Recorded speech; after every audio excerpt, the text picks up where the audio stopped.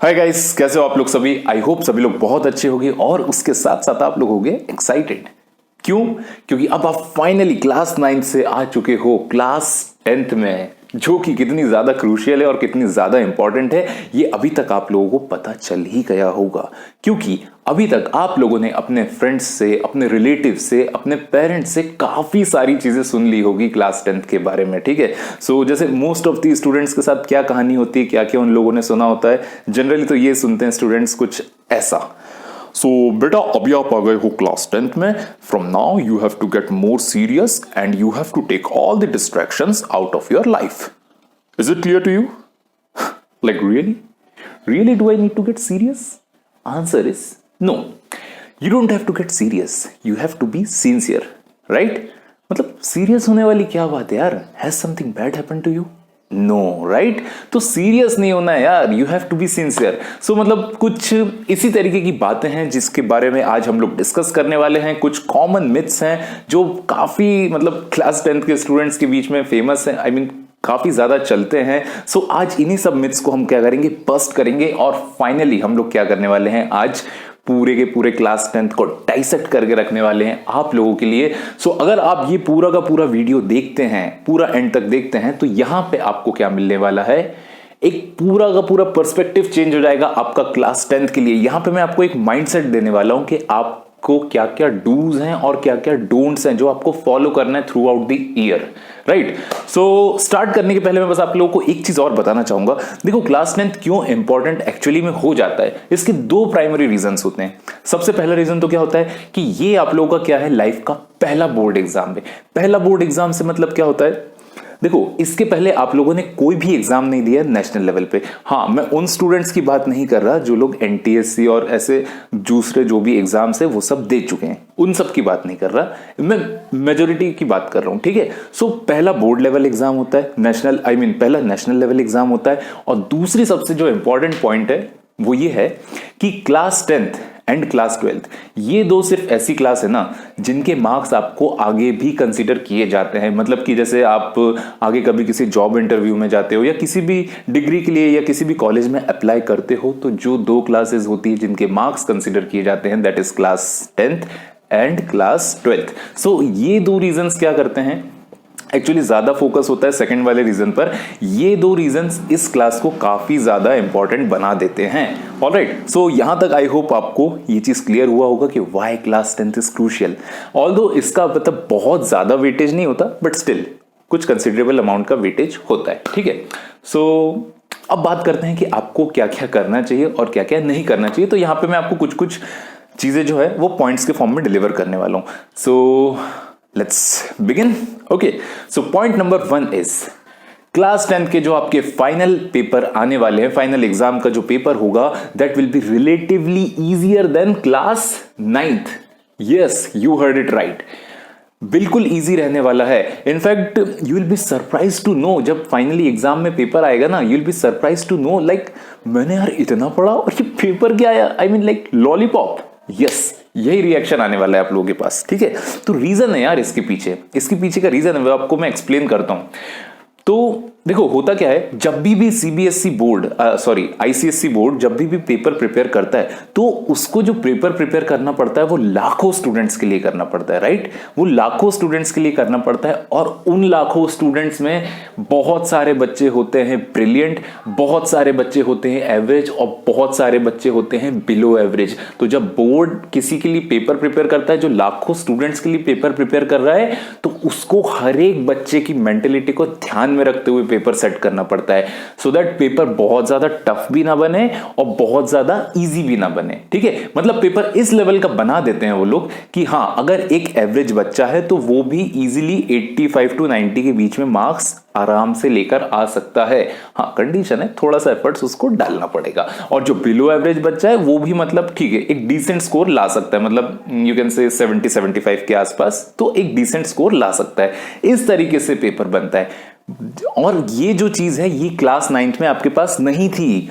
क्यों नहीं थी, इस चीज को समझो। देखो, जब आप लोग क्लास 9th में थे तो आप लोग की क्लास में मैक्सिमम कितने स्टूडेंट्स होते थे? 40 to 50 स्टूडेंट्स होंगे। सो वहां पर जब पेपर बनता था तो वो जो पेपर बनता था वो सिर्फ 40 to 50 स्टूडेंट्स को कंसीडर करते हुए बनता था। समझ में आ रहा है? अब 40 to 50 स्टूडेंट्स में क्लास में कितने टॉपर होते हैं? आप मुझे एक बात बताओ, क्लास में कितने बच्चे ब्रिलियंट होते हैं, कितने बच्चे बिल्कुल इंटेलिजेंट होते हैं? Hardly 5 to 6, right? उसके बाद बाकी बच्चे एवरेज होते हैं और कुछ बच्चे होते हैं बिलो एवरेज। ठीक है, सो जो एवरेज वाला सेक्शन है वो ज्यादा होता है, तो इसलिए जो पेपर होता है ना वो रिलेटिवली टफ हो जाता है क्लास 9th का। ठीक है, तो ये रीजन है क्यों आपका क्लास 10th का जो फाइनल पेपर होगा वो इजी होगा।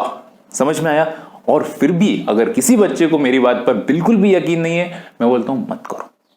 आप तो मत करो मेरे ऊपर यकीन, आप तो क्या करो, अगर आपको कभी भी लाइफ में, ये इन जनरल बता रहा हूं मैं, ठीक है, अगर आपको कभी भी किसी भी एग्जामिनेशन का डिफिकल्टी लेवल चेक करना है ना तो बड़ा सिंपल सा फंडा है। आप क्या करो, उस एग्जाम के प्रीवियस ईयर के रिजल्ट्स चेक करके देखो। ठीक है, जैसे आईसीएससी का अगर आप 2019 या फिर 2020 का रिजल्ट जाकर के देखोगे तो वहां पर आप देखो, तो जब आप रिजल्ट कंपेयर करोगे तो आप देखोगे कि फर्स्ट रैंक कितने बच्चों की आ गई, 2 बच्चों की फर्स्ट रैंक आई। सेकंड रैंक कितने बच्चों की आ गई, 3-4 बच्चों की सेकंड रैंक आ गई। और थर्ड रैंक 10-12 बच्चों की थर्ड रैंक आ गई है। ठीक है, ये तो हो गया रैंक। अब उसके बाद जब आप उनके मार्क्स देखोगे ना, तो जब आप मार्क्स देखोगे तो आपको पता चलेगा out of 500 students have scored 498, 497, 495। तो मतलब यहां से आपको बिल्कुल एक क्लियर कट आइडिया मिल जाता है यार आईसीएससी आपको खुल के मार्क्स दे रहा है, मतलब बांट रहा है, ऐसे छुट्टे मार्क्स बांट रहा है। आप लोग क्यों नहीं लेना चाहते हो? लेना तो आपको भी है ना, तो ये रीजन है। ठीक है, अब देखो जिन बच्चों को 498, 497 मार्क्स मिले हैं तो इसका क्या मतलब है? इसका मतलब है कि उन लोगों को लैंग्वेज में एंड सोशल साइंस में, ठीक है, इसमें लोगों ने full marks score for sure किए ही होंगे, तभी तो पॉसिबल है ना यार 498 मार्क्स लेकर आना या 497 लेकर आना। तो यहां पे आपको चीजें समझ में आ रही है। अगर आप अपने स्कूल में अभी तक हो, मतलब 9th क्लास में जब आप थे, तो इन जनरल क्या होता है, स्कूल्स में आपको लैंग्वेज में और सोशल साइंस में फुल मार्क्स कभी नहीं मिलते। ठीक है, बहुत रेयरली मिलते हैं, काफी कम स्कूल्स होते हैं, but majority of the schools में नहीं मिलते हैं। तो ये चीज है, इसलिए मैं बोल रहा हूं कि काफी ज्यादा इजी हो जाता है यहां पर आपको मार्क्स स्कोर करना, पेपर भी रिलेटिवली इजी रहता है। ये बात समझ में आई? तो ये है आपकी सबसे पहली लर्निंग जो आपको इस वीडियो से लेना है कि आपका पेपर जो है वो रियली इजी रहने वाला है। ऑलराइट, आई होप ये चीज आप लोगों को क्लियर हुई होगी। और इसी के साथ हम अपने मूव करते हैं पॉइंट नंबर 2 पर। सो पॉइंट नंबर 2 है कि class 10th is more about strategies. Yes, you heard it right, is more about strategies. तो देखो यहां पर मेरा मतलब क्या है बोलने का, देखो क्लास 10th में क्या होता है ना, आप अपने आंसर को कितने अच्छे तरीके से रिप्रेजेंट कर रहे हो, इट मैटर्स अ लॉट। ठीक है, क्योंकि आपको ना अपना आंसर किसको दिखाना है, जो बोर्ड में जो आपका एग्जामिनर बैठा है उसके सामने आपका आंसर आपको रिप्रेजेंट करना है। ठीक है, वो आपको नहीं जानता है। अब जैसे स्कूल में क्या होता है कि यार आपको हर एक टीचर जानता है और हर एक टीचर को आप जानते हो, तो you know kind of repo बना रहता है। बट यहां पर आप भी अननोन हो और एग्जामिनर भी अननोन है। ठीक है, सो दोनों एक दूसरे के लिए अननोन है, तो यहां पर नो रेपो बिल्डिंग, कोई किसी को नहीं जानता, किसी का किसी के सामने कोई रेपो नहीं बना हुआ है। तो यहां पे सिर्फ और सिर्फ एक ही चीज मैटर करती है, that is your way of representation. ठीक है, आप जितना अच्छे से अपने आंसर को रिप्रेजेंट करोगे उतने ज्यादा चांसेस होंगे आपके अच्छे मार्क्स स्कोर करने के। समझ में आ रहा है? अब अच्छे तरीके से रिप्रेजेंट करना मतलब ये नहीं हो गया कि मल्टी कलर पेन लेकर बैठ गए और पूरा फूल की तरह सजा दिया आंसर शीट को, ना, मेरा कहने का मतलब ऐसा बिल्कुल नहीं है। ठीक है, मतलब एक जो प्रॉपर वे ऑफ रिप्रेजेंटेशन होता है ना, मतलब आपको जैसे बायोलॉजी की अगर मैं बात करता हूं तो बायो में क्या है, आपको प्रॉपर सेट ऑफ डायग्राम्स बनाना है जहां पर रिक्वायर्ड है। और इवन फिजिक्स में भी इस बार काफी चैप्टर्स ऐसे रहेंगे जहां पर आप अगर डायग्राम बनाओगे तो इसका एक पॉजिटिव इंप्रेशन पड़ेगा। ठीक है, एक पॉजिटिव इंपैक्ट पड़ेगा और एक अच्छा गुड इंप्रेशन पड़ेगा किसके ऊपर, एग्जामिनर के ऊपर। इन शॉर्ट आपको अपने आंसर्स इस तरीके से रिप्रेजेंट करना है एग्जामिनर के सामने कि जब एग्जामिनर आपका आंसर शीट देखे तो देखते ही बोले आहा मजा आ गया, कितना आराम कर दिया इसने मेरा कॉपी चेक करना। ठीक है, तो ये है बेसिकली आप क्या कर रहे हो, आप अपने आंसर्स अच्छे लिख करके एग्जामिनर का टास्क इजी कर रहे हो, उसको कॉपी चेक करना बहुत इजी हो जाता है अगर आप वेल सिस्टमेटिक वे में, ऑर्गेनाइज्ड वे में अपने आंसर्स लिखते हो। ठीक है, ये हो गया आपका पॉइंट 1। ठीक है, और यहां पर एक चीज और समझने वाली बात है, क्योंकि स्ट्रेटजी के बारे में मैं डिस्कस कर रहा हूं। सबसे पहले तो आपको अपने आंसर्स बहुत अच्छे से रिप्रेजेंट करना है। दूसरी इंपॉर्टेंट चीज क्या होती है कि जो आपको नहीं करनी है ना, ये चीज आपको नहीं करनी है, गलती से भी नहीं करनी है, क्योंकि बहुत सारे स्टूडेंट्स ये मिस्टेक करते हैं। वो ये है कि वो इस टॉपर की स्ट्रेटेजी देख रहे हैं, उस टॉपर की स्ट्रेटेजी देख रहे हैं, यार इसने क्या किया, उसने क्या किया, और वो क्या करते हैं, इसकी और उसकी दोनों की स्ट्रेटेजी उठाई और उठा डाली, अपने ऊपर लगा डाली, आंख बंद करके इंप्लीमेंट कर लेते हैं। बट वो ब्लंडर है दोस्त, वो ब्लंडर है, वो चीज नहीं करनी है अपने को। पता है क्यों? पता है वो चीज क्यों ब्लंडर है? देखो समझो इस चीज को, जो भी स्ट्रेटेजी टॉपर्स बनाते हैं वो अपने हिसाब से बनाते हैं, वो उनकी टेलर मेड स्ट्रेटेजी है यार, वो उन्होंने अपने लिए बनाई थी। क्यों बनाई होगी? क्योंकि हर एक टॉपर को अपनी वीकनेसेस पता होती है, अपनी स्ट्रेंथ्स पता होती हैं, तो वो उसके हिसाब से अपनी स्ट्रेटेजी बनाता है, राइट। और आप क्या कर रहे हो, आप उसी की वीकनेसेस और उसी की स्ट्रेंथ पर बनी हुई स्ट्रेटेजी अपने ऊपर अप्लाई कर रहे हो। So what do you think, ये काम करेगा आपके लिए? बिल्कुल नहीं करेगा, ठीक है। इनफैक्ट होगा ऐसा, वो टॉपर तो निकल जाएगा और आप क्या हो जाओगे, लटक जाओगे बीच में ही। तो ये प्रॉब्लम है, इसलिए आपको ब्लाइंडली नहीं करना है फॉलो। इनफैक्ट आप कर क्या सकते हो इसके लिए, देखो आप इसकी भी स्ट्रेटेजी देखो, उसकी भी स्ट्रेटेजी देखो, देखो समझो, थोड़ा टाइम लो, उसके बाद आप सबसे पहले क्या करो ना, अपनी खुद की वीकनेसेस एंड स्ट्रेंथ्स आइडेंटिफाई करो, ठीक है। अब बात आती है कि भाई हम कैसे आइडेंटिफाई करेंगे अपनी वीकनेसेस और स्ट्रेंथ, ठीक है। तो ये इतना टफ नहीं है, बहुत ईजी है। देखो मैं आपको समझाता हूँ कैसे अपने को आइडेंटिफाई करना है अपनी वीकनेसेस एंड स्ट्रेंथ्स। तो सुनो, आपका जो क्लास 10th है, इसमें जो सब्जेक्ट्स हैं आपके ब्रॉडली 2 कैटेगरीज में डिवाइडेड है, ठीक है। सबसे पहला कैटेगरी आता है रट्टाफिकेशन वाला, जहां पे आपको चीजों को क्रैम करना होता है। इसमें कौन कौन से सब्जेक्ट्स आ जाते हैं आपके, एक आ जाते हैं आपके लैंग्वेज वाले, ठीक है, उसके बाद आता है सोशल साइंस, उसके बाद आता है बायोलॉजी, राइट। सो ये आपके टोटल 3-4 सब्जेक्ट जो भी हैं ये आ जाते हैं। और दूसरे आते हैं आपके कॉन्सेप्चुअल सब्जेक्ट्स, कौन कौन से, मैथ्स हो गया एंड फिजिक्स हो गया, ठीक है। और केमिस्ट्री भी आप इस तरह ले लो। इनफैक्ट केमिस्ट्री भी मैं बोलूंगा थोड़ा रट्टाफिकेशन वाले में ही रखो आप। केमिस्ट्री का एक थोड़ा सा अलग एक पॉइंट है इसका, वो भी डिस्कस करूंगा, तो थोड़ी देर के लिए इसको रट्टाफिकेशन वाले में ही रखो। तो ये 4 सब्जेक्ट्स तो कहां आ गए, रट्टाफिकेशन वाले पिलर में आ गए, ठीक है। ऑब्वियसली थोड़ा समझ के रटना पड़ता है, रट्टाफिकेशन बिल्कुल वैसे सेंस में मत ले लेना, ठीक है। सो थोड़ा समझ के अल्टीमेटली आपको इसको रट्टा मारना है। और ये वाले जो सब्जेक्ट्स है इसमें क्या करना है, ये कॉन्सेप्चुअल सब्जेक्ट्स हैं, यहाँ पे आपको दिमाग लगाना है, कैलकुलेशन करना है। तो यहाँ पे क्या होता है ना, दोनों पिलर्स के सब्जेक्ट्स को हैंडल करने के लिए अलग अलग अप्रोच लगता है। यहाँ पे आप रटो, यहाँ पे दिमाग लगाओ, कैलकुलेशन करना है, तो ये चीजें होती हैं। तो आपको अब करना क्या है, अब आपको ये आइडेंटिफाई करना है कि आपका कौन सा वाला पिलर वीक है, ये वाला जहां पर कॉन्सेप्चुअल चीजें लगती हैं, या फिर ये वाला जहां पे चीजों को रटना पड़ता है। तो आप वो चीज आइडेंटिफाई करो, उसके बाद उसके ऊपर वर्क करना स्टार्ट करो। समझ में आ रहा है? अगर आपको मैथ्स में प्रॉब्लम आता है, अगर आपको फिजिक्स में प्रॉब्लम आता है, तो आपको उसके ऊपर वर्क करना पड़ेगा, ठीक है। उसके हिसाब से अपनी स्ट्रेटेजी बनाना पड़ेगी। और अगर आपको रटने में प्रॉब्लम आता है तो आपको इसके ऊपर काम करना पड़ेगा। आपको अपनी खुद की टेक्निक्स बनाना पड़ेगी कि जिससे आप चीजों को ज्यादा टाइम तक याद रख पाओ, ज्यादा टाइम तक रिटेन कर पाओ अपने पास, ठीक है। और एक बात बताऊं मैं, देखो याद करने का ना कोई एक बहुत अलग सा टेक्निक नहीं होता। रट्टाफिकेशन is all about how good you are in revision, ठीक है। आप कितने अच्छे से चीजों को रिवाइज कर रहे हो। रट्टाफिकेशन सिर्फ रिवीजन का गेम है और उससे ज्यादा कुछ नहीं। हाँ, कुछ लोगों की मेमोरी शार्प होती है, वो एक अलग बात है, मतलब ठीक है। किसी किसी की वो होती है ना फ्लैश मेमोरी, मतलब photographic memory I should say. So वैसा सीन होता है, ठीक है। खैर अब ये रट्टाफिकेशन वाली चीज पर कभी हम और वीडियो बनाएंगे। इनफैक्ट मैं आपको रिवीजन के ऊपर भी एक सेपरेट वीडियो डालने वाला हूं, कैसे आपको चीजों को रिवाइज करना होता है। ऑलराइट, सो यहां पे होता है आपका सेकंड वाला पॉइंट खत्म कि कैसे आपको स्ट्रेटेजी के ऊपर काम करना है, ठीक है। क्या होता है, अच्छे से आंसर रिप्रेजेंट करना है और दूसरों की स्ट्रेटेजीज आंख बंद करके फॉलो नहीं करना है। याद रखना ये बात बहुत ज्यादा इंपॉर्टेंट है, क्योंकि बहुत बच्चे ये मिस्टेक करते हैं और मैं नहीं चाहता कि आप लोग भी सेम मिस्टेक करें, ठीक है। अब फिर इसके बाद आता है 3rd नंबर का point, that is analyse past year papers, ठीक है। ये जो है ये अगेन ये बहुत क्रूशियल पॉइंट होता है, क्योंकि जब आप पेपर्स का एनालिसिस करते हो तो अब आपको आइडिया मिल जाता है कि ओके बोर्ड आपको किस तरीके के क्वेश्चन पूछता है किसी भी एक पर्टिकुलर चैप्टर से। जब आप एनालिसिस करोगे ना, मैं आपको इनफैक्ट सिखाऊंगा कैसे करते हैं एनालिसिस, और मैं आपको बताऊंगा भी कि क्या होता है एनालिसिस, कैसे करना चाहिए। ऑलराइट, तो उसका टेंशन आप लोग मत लो। सो जब आप एनालिसिस करोगे ना पेपर का, तब आपको पता चलेगा यार कि यार बहुत सारे जो क्वेश्चंस है ना रिपीटेटिव है। बहुत सारे क्वेश्चंस रिपीट होते हैं बोर्ड में हर साल। आप देखोगे, जब एनालाइज करोगे तब आपको बहुत अच्छे से ये चीज़ पता चलेगी, ठीक है।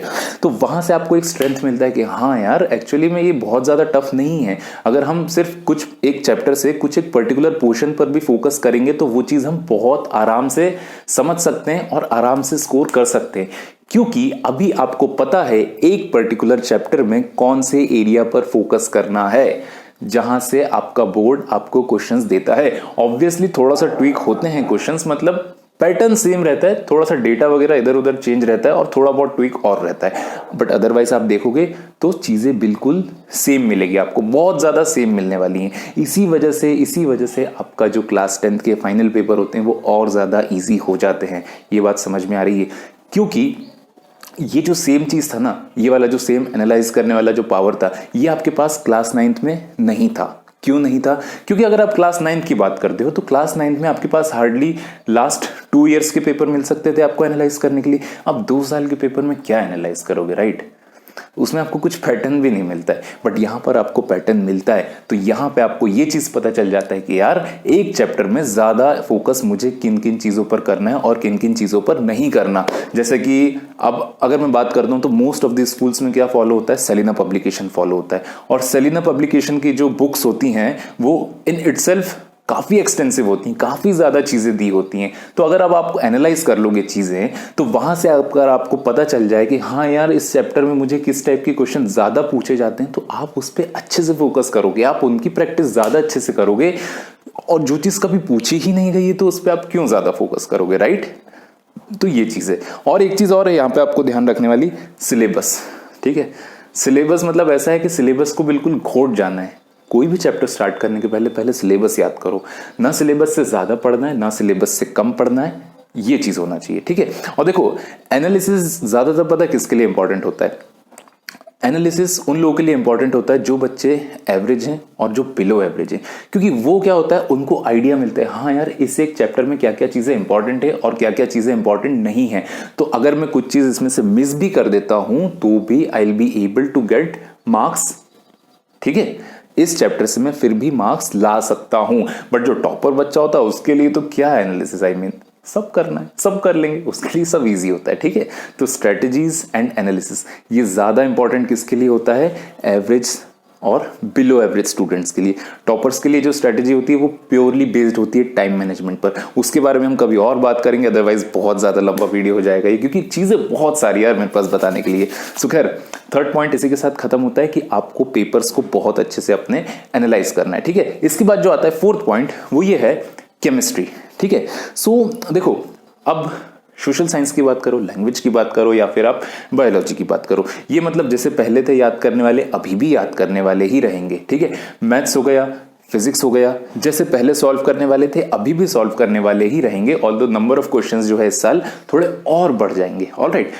जो बात आती है अब किसकी? केमिस्ट्री की। सो केमिस्ट्री में आपको क्या इस बार देखने के लिए अलग मिलने वाला है वो ये है कि अभी तक जो आप केमिस्ट्री पढ़ते आ रहे हो उसमें क्या था, न्यूमेरिकल्स काफी कम थे, थ्योरी पार्ट पर ज्यादा फोकस करते थे। बट अब जब क्लास 10th में आओगे आप लोग तो यहां पे आपको दोनों चीजें अच्छी खासी मिलने वाली है। मतलब न्यूमेरिकल्स भी काफी ज्यादा मिलेंगे, काफी ज्यादा मतलब क्या किस सेंस में, लास्ट ईयर से अगर आप कंपेयर करो तो, ठीक है। तो न्यूमेरिकल्स भी थोड़े ज्यादा मिलने वाले हैं और थ्योरी तो है ही ज्यादा। मतलब इस बार ऐसा समझो याद करने के लिए भी चीजें आपको ज्यादा हैं।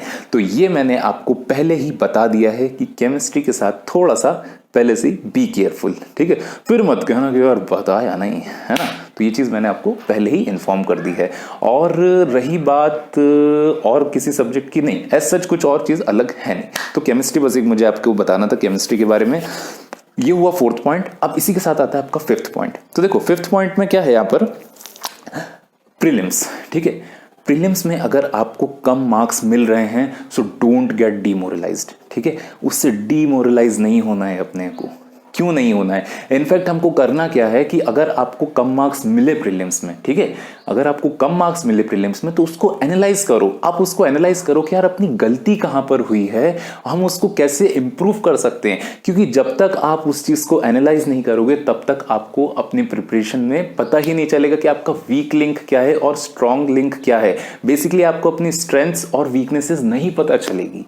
ये बात समझ में आ रहा है? तो जानी जो प्रीलिम्स है ना उसका पर्पस समझो आप लोग, ठीक है। प्रीलिम्स का पर्पस समझो, पर्पस प्रीलिम्स का सिर्फ यही होता है, क्यों आपके स्कूल्स दो प्रीलिम्स लेते हैं बिफोर बोर्ड एग्जामिनेशंस, वो ये होता है कि सो दैट आपका बहुत अच्छे से पूरा का पूरा सिलेबस अच्छे से हो जाए प्रिपेयर, रिवाइज हो जाए अच्छे से दो बार, सो दैट आप बोर्ड में बिल्कुल फाड़ दो, हिला दो चीजें, ठीक है। और देखो इन जनरल प्रीलिम्स आपके टफ रहने ही वाले हैं फाइनल बोर्ड एग्जामिनेशन से, ये आपको पता भी होगा, अपने सीनियर्स से अपने सुना भी होगा कि यार अगर तुम प्रीलिम्स में थोड़े कम मार्क्स भी आ रहे हैं तो आप ये समझो कि बोर्ड्स में अच्छे आएंगे। बट कम मार्क्स आ रहे हैं वो सारी चीजें ठीक है, बट इंपॉर्टेंट चीज ये है कि आप उसको एनालाइज कर रहे हो या नहीं कर रहे हो। एनालिसिस बहुत ज्यादा इंपॉर्टेंट है आपके प्रीलिम्स का, ठीक है। कहां पर मार्क्स लूज कर रहे हो, कहां पर मार्क्स आपके नहीं लूज हो रहे हैं। अगर आपने इस चीज को फिक्स कर लिया जहां पर आप अपने मार्क्स लूज कर रहे हो, तो ये चीज तो ऑलरेडी फिक्स्ड है, इसको भी फिक्स करके अगर आपने अप कर दिया तो फिर तो क्या चैंपियन हो गए यार आप तो, फिर कहां स्कोप ही नहीं बचता गलती का, समझ में आ रहा है। और अगर प्रीलिम्स में बहुत ही अच्छे मार्क्स आ रहे हैं फिर तो दिमाग ही नहीं लगाना, जो चल रहा है चलने दो। ऑलराइट, तो ये है आपका फिफ्थ पॉइंट कि प्रीलिम्स का आपको एनालिसिस बहुत अच्छे से करना है। Now sixth point, that is one of the most important point out of all these 5 points, right. वो ये है you have to create memories. अब देखो ये जो सिक्स्थ पॉइंट है ये कुछ एकेडमिक्स से रिलेटेड नहीं है, अभी तक हमने जितनी भी बात की वो सारी क्या थी, एकेडमिक्स से आपको ये पढ़ना है, ऐसे पढ़ना है, ये सारी चीजें ऐसी मिलने वाली हैं, बट ये वाली चीजें थोड़ा सा आउट ऑफ द बॉक्स है ना। तो देखो यहां पर क्या है ना क्लास 10th में आप अपने दोस्तों के साथ थोड़ा टाइम अच्छे से स्पेंड करना, आई मीन टू से क्वालिटी टाइम स्पेंड करना। रीजन है इसके पीछे का, रीजन समझो पहले। देखो क्योंकि क्लास 10th के बाद जो आने वाली है वो है क्लास 11th, और जो क्लास 11th होता है ना वो होता है टर्निंग पॉइंट, ये समझो, मतलब रियल टर्निंग पॉइंट जिसको बोलना चाहिए ना वो होता है क्लास 11th। पता है क्यों? देखो जब बच्चा क्लास 11th में आता है ना तो उसके ऊपर बहुत प्रेशर आता है। रीजन होता है प्रेशर आने का, क्यों? एक तो सिलेबस बहुत ज्यादा होता है, ठीक है, आई मीन सिलेबस तो ठीक है, चलो सिलेबस के साथ साथ जो एक एडिशनल चीज आ जाती है बच्चे के साथ वो ये हो जाती है कॉम्पिटिटिव एग्जाम्स। तो जो अभी दोस्त हैं आपके क्लास 10th में जो आपके साथ दिन भर घूमते हैं, दिन भर गप्पे चप्पे इधर उधर सारा टाइम पास करते हैं, तो वो जो अभी कर पा रहे हैं तो चांसेस आर प्रिटी हाई कि वो जब क्लास 11th में जाएंगे और अगर वो किसी कॉम्पिटिटिव एग्जाम का प्रिपरेशन में लग जाते हैं तो आप उनको ऐसा नहीं पाओगे, ठीक है। वो ऐसे नहीं रहेंगे, क्यों? क्योंकि उनके पास टाइम ही नहीं रहेगा ब्रो, टाइम बहुत कम रहेगा उनके पास। वो मैक्सिमम टाइम क्या रहेंगे, अपने पढ़ाई में ही लगे रहेंगे, ठीक है। तो उसके बाद आपको मतलब क्लास 10th के बाद इतना ज्यादा अपने दोस्तों के साथ चिल करने का टाइम नहीं मिलने वाला है, ठीक है। उतना ज्यादा आप टाइम स्पेंड नहीं कर पाओगे जितना आप अभी कर सकते हो। जितनी अच्छी मेमोरीज आप अभी क्रिएट कर सकते हो अपने दोस्तों के साथ, उतनी अच्छी क्लास 11th में नहीं कर पाओगे, क्योंकि हो सकता है आप भी किसी चीज की प्रिपरेशन में लगे हो सकता है वो भी किसी चीज की प्रिपरेशन में लगे हो सकता है आप आईआईटी का प्रिपरेशन कर रहे हो सकता है वो नीट का प्रिपरेशन कर रहे हो, तो आप लोगों के रास्ते अलग अलग हो सकते हैं। तो ये चीज आप समझो, ये चीज बहुत इंपॉर्टेंट है। बट इसका मतलब ये बिल्कुल ही नहीं है कि रात को 1-1 2-2 बजे तक लगे हैं नेहा सोनू राजू राहुल से चिट चैटे चालू हैं। ब्रो ये बिल्कुल भी नहीं करना है। मैं इस चीज के लिए आपको एनकरेज नहीं कर रहा, मैं सिर्फ आपको एक चीज बता रहा हूं जो चीज आपको मिस नहीं करना। क्योंकि देखो होता क्या है ना, काफी बार बच्चे इस चीज में कि यार मुझे बहुत पढ़ना है, मुझे बहुत पढ़ना है, इस चक्कर में क्या होता है ना अपना खेलने का जो टाइम है वो मिस कर देते हैं, या फिर दोस्तों के साथ जो चिल करने का टाइम है वो मिस कर देते हैं। और काफी बार तो बच्चे ये भी होता है कि बहुत पहले ही मतलब बहुत जल्दी ही स्कूल भी मिस करना स्टार्ट कर देते हैं, जो मेरे हिसाब से आई मीन ऑब्वियसली अब ये पर्सनल ओपिनियन की बात आती है, जो मेरे हिसाब से नहीं करना चाहिए, क्योंकि ठीक है, क्योंकि यार देखो आपको ना टाइम काफी मिलेगा, आपको प्रीलिम्स भी प्रीलिम्स बोल रहा हूँ, प्रिपरेशन लीव भी मिलती है, तो प्रिपरेशन लीव भी अच्छा खासा टाइम होता है, ठीक है। मतलब उसमें भी बच्चा काफी अच्छे से प्रिपेयर करके फोड़ देता है एग्जाम। मतलब मैंने ऐसे ऐसे स्टूडेंट्स देखे हैं जिन लोगों ने साल भर कुछ पढ़ाई नहीं की, मतलब लिटरली कुछ नहीं की, मतलब मार्क्स भी ऐसे लाते थे 60 आ गए, 65 आ गए, नहीं तो 50 आ गए, ठीक है, पीरियडिक टेस्ट में या फिर प्रीलिम्स में भी इवन। बट जो प्रिपरेशन लीव मिली उसमें उन लोगों ने तबाही तरीके से पढ़ाई की, मतलब तोड़ दिया, और मार्क्स पता है कितने लेकर आए फाइनल में? 90 के ऊपर उचका दिया उन लोगों ने, ठीक है। So again it depends on the individual to individual, ठीक है। यहाँ पर एक्चुअली बात दिया जाती है, प्रेशर लेने वाली बात जाती है, कौन कितना ज्यादा प्रेशर बियर कर पाता है। तो खैर ये सबका अलग अलग होता है पॉइंट, ये मैं थोड़ा सा ऑफ द ट्रैक चला गया ऐसे बताने के लिए आप लोगों को। खैर ये चीज होती है। तो यहाँ पर मेरा पॉइंट क्या था जिस पे मैं फोकस कर रहा था कि आपको यार दोस्तों के साथ भी क्वालिटी टाइम स्पेंड करना है, तो उस चीज़ को कभी भी कॉम्प्रोमाइज़ मत करना कि अगर आप डेली 1 से 1.5 घंटा नीचे खेलने जाते हो या जो भी चिल करने के लिए टाइम आपने रखा है उस चीज़ को बिल्कुल भी कॉम्प्रोमाइज़ मत करना। अदरवाइज वो मतलब ऐसा होगा कि बहुत बड़ी गलती हो जाएगी, क्योंकि यार क्लास 10 दोबारा नहीं आएगी आपके लिए, ठीक है, दोबारा नहीं आने वाला है। और आपके पास believe me guys sufficient time मिलेगा आप लोगों को पढ़ने के लिए, ठीक है, सफिशिएंट टाइम मिलेगा। इसलिए हर एक चीज़ का ना प्रॉपर बैलेंस बनाते हुए रखना, ठीक है। तो इस चक्कर में दोस्तों को भी मिस मत करना और पढ़ाई को भी मिस मत करना। ऑलराइट, सो बस यही कुछ चीज़ें थी जो मुझे आप लोगों के साथ शेयर करनी थी। यही मेरा मैसेज था आप लोगों के लिए। आई होप आप सभी लोगों को ये सारे पॉइंट्स समझ में आए होंगे, और हो सकता है काफ़ी पॉइंट्स आप लोगों को कुछ लोगों को पता होंगे, कुछ लोगों को नहीं भी पता होंगे। तो आई होप मैंने मेरी तरफ से आपके लिए कुछ ना कुछ वैल्यू तो ऐड किया ही होगा। ऑलराइट, सो ये था बस आज के वीडियो का मेरा पूरा पर्पस, और इसी के साथ आपके पास आने वाला है इस चैनल पे बहुत सारा कंटेंट अभी, ठीक है। सो ये तो सिर्फ शुरुआत है जानी, ये तो सिर्फ ट्रेलर है, पिक्चर अभी बाकी है। सो काफ़ी सारी चीज़ें आने वाली है, और मैं चाहता हूं कि आप इस वीडियो को शेयर करो अपने दोस्तों के साथ, उनको भी बताओ यार कि एक्चुअली वो क्लास 10th में क्या क्या चीज़ें करना चाहिए, क्या क्या चीज़ें नहीं करना चाहिए। और अगर उनमें से कोई एक आपका दोस्त है तो समझाओ उसे भी, दोस्त मुझे भूलना नहीं है, ठीक है। सो खैर ये सारी चीज़ें हैं जो मुझे आपके साथ डिस्कस करनी थी। आई होप आप सभी लोगों को ये वीडियो पसंद आया होगा, और चैनल पे बने रहो क्योंकि आने वाले टाइम में बहुत सारी चीज़ें आने वाली हैं, ठीक है। सो स्टे ट्यून्ड, और अगर आप लोगों को अच्छा लगा तो लाइक कीजिए, और अगर बहुत अच्छा लगा तो सब्सक्राइब भी कीजिए, और अगर दिल छू गया तो दोस्तों के साथ शेयर कीजिए और उनसे भी लाइक शेयर सब्सक्राइब कराइए। Alright, so that's it from my side, this is your host Daksh Dhiman signing of.